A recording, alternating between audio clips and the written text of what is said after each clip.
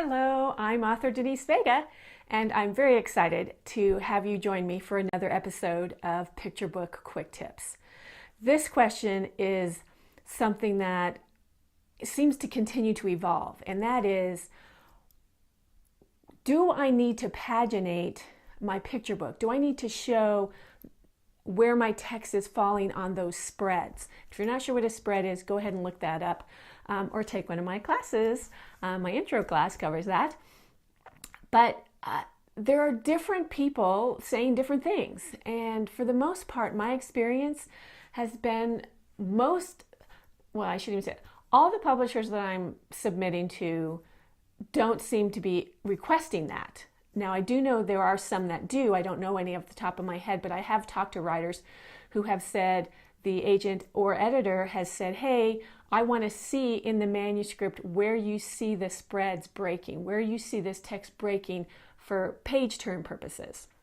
And I know some authors like to see, if they're working with an author, that they can see that as well. Now, I use that technique, whether it's a book dummy or just marking on my manuscript where I see the page turns, towards the end when I'm really starting to polish it, and just making sure that the story there's enough there to cover 28 pages of a 32-page picture book, basically 14 spreads, 14 to 16. It, again, depends on the publisher, depends on how they break out your story, how many spreads that story will take. But 14 is a good number. That's the one I generally try to use.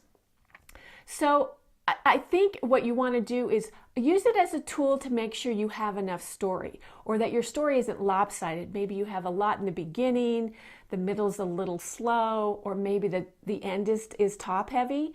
So I use that as a tool. And again, if you're looking at submitting, check for sure the guidelines, because if they're asking for that in their submissions, absolutely do it, and talk to different writers if you're not sure how that's supposed to look. But if they do want that, they're generally going to explain what type of format they're looking for and give you a good idea of what you're supposed to submit.